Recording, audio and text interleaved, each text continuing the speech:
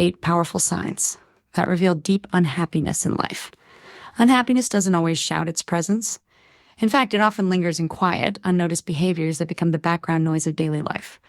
While sadness and depression may be more overt, deep unhappiness often manifests in ways that are easy to overlook, both in ourselves and others. People who are struggling internally might not recognize the patterns they're trapped in, and as outsiders, we might not immediately connect these behaviors to emotional pain. However, these 8 subtle behaviors are key indicators that someone may be deeply unhappy. Whether you're noticing these signs in yourself or someone you care about, understanding the root cause and gently addressing these behaviors can open the door to healing. Let's dive deeper into these hidden signs of unhappiness so we can begin to break the cycle and reclaim joy. 1. Chronic complaining, the cycle of negativity. It's natural to complain from time to time, but when complaints dominate someone's conversations, it often reflects a deeper dissatisfaction with life. For many deeply unhappy individuals, complaints become a go-to form of communication. Their dissatisfaction with work, relationships, and even the state of the world can color every interaction.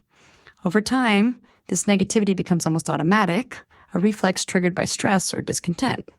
Why it happens? Chronic complaining often stems from a sense of helplessness. When someone feels like their life is out of their control, complaining becomes an unconscious way of expressing frustration. It may feel like the only form of expression they have left when they're overwhelmed. How to address it? Complaining might seem like an outlet for emotions, but it often keeps people stuck in their unhappiness. Shifting from complaining to problem solving can be transformative. Encourage the person to focus on small positive changes that can make a difference. Celebrate every little victory, whether it's finding a solution to an issue or taking a break to breathe. This subtle change can help break the grip of negativity. 2. Difficulty accepting compliments, the inability to internalize positivity.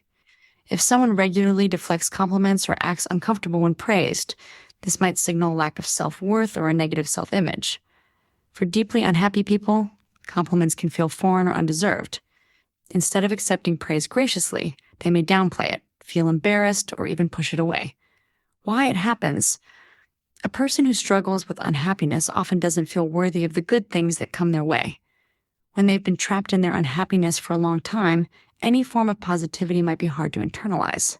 It feels easier to reject kindness or praise than to face the discomfort of believing they deserve it. How to address it? Building self-esteem is a gradual process. Start by helping them acknowledge their strengths in a safe, non-judgmental space. Positive affirmations and self-reflection exercises can be effective tools. Encouraging self-compassion is key. Rather than pushing compliments, it may help to gently invite them to recognize and accept their worth. Over time, as they internalize their value, accepting compliments will become easier. 3. Social withdrawal, pulling back from connection. At first glance, isolation might seem like a harmless preference for me time, but when it's prolonged, it can point to something deeper. Social withdrawal is often a defense mechanism for someone who feels emotionally drained, disconnected, or overwhelmed by their inner world. Despite craving human connection, the unhappiness they feel may make them shy away from it. Why it happens? Emotional exhaustion is the culprit here. When someone is constantly battling inner struggles, even the thought of engaging with others can feel like an insurmountable task. Social interactions require emotional energy that they simply don't feel they have. How to address it? Gently encouraging the person to re-engage with others in small ways is essential. Socializing doesn't always mean attending big parties or events. Simple, quiet gatherings or one-on-one hangouts can be less intimidating. It's important to meet them where they're at. Offering quiet, non-pressured invitations and providing a supportive presence can help them reconnect with the world outside. 4. Self-sabotage, unconsciously blocking success. It may seem like someone is throwing away opportunities or intentionally making poor choices, but self-sabotage is often a reflection of deep-seated unhappiness. People who feel unworthy of success may sabotage their own progress through procrastination, avoiding responsibility, or even choosing behaviors that undermine their potential. This is their subconscious way of validating the belief that they don't deserve happiness or success. Why it happens? This behavior stems from an internal narrative of "I'm not good enough" or "I don't deserve better." Deep unhappiness often breeds low self-worth, which can block any positive change from taking root. How to address it? Breaking the cycle of self-sabotage requires challenging these negative beliefs. Encouraging small, manageable goals can help. It's important to help them celebrate their achievements, no matter how minor they may seem. Acknowledging and reinforcing their successes will gradually build confidence and reduce the urge to self-sabotage. 5. Chronic fatigue, emotional exhaustion manifesting physically. Exhaustion isn't just about physical tiredness, it's about mental and emotional depletion. People who are deeply unhappy often feel drained even after a full night's sleep. This is because emotional and mental struggles consume a significant amount of energy. They may struggle to summon the energy for daily tasks or to enjoy activities that once brought them joy. Why it happens? When someone is emotionally overwhelmed, their mind and body are in a constant state of fight or flight.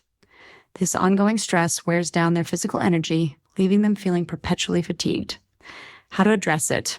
Encouraging rest is crucial. Emotional exhaustion requires time to heal, and it's important to avoid pushing them to do more than they're capable of.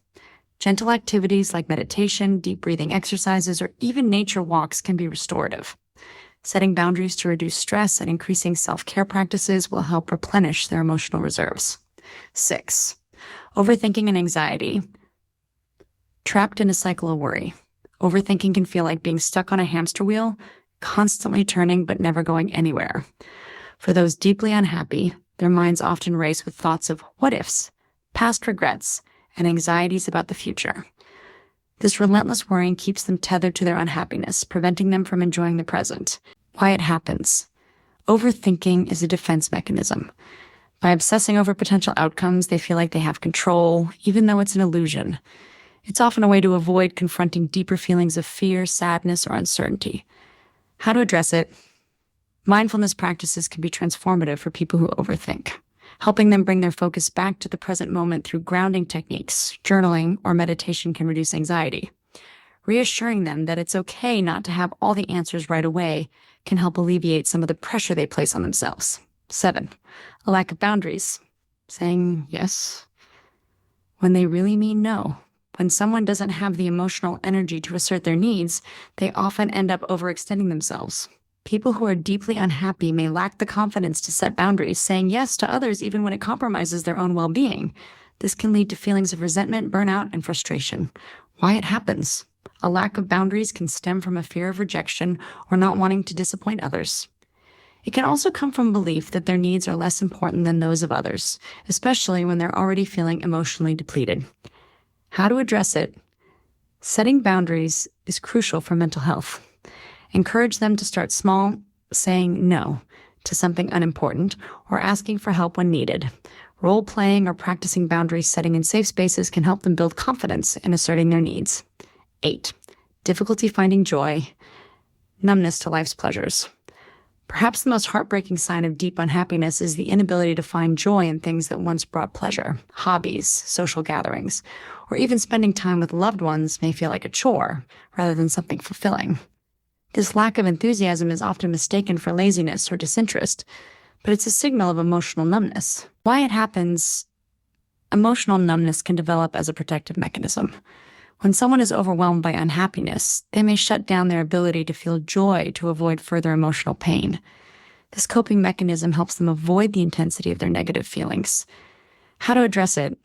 Gently encourage them to try activities that brought them joy in the past without pressure or expectations. Sometimes, reigniting joy requires rediscovering it in small moments. Offering support in a low-pressure way can help them reconnect with life's pleasures gradually. Final thoughts. Breaking the cycle of unhappiness. These 8 subtle signs of unhappiness are often misunderstood, both by those who experience them and those around them. But recognizing these behaviors is the first step toward healing. Whether these signs resonate with you or someone you care about, it's important to approach the situation with compassion.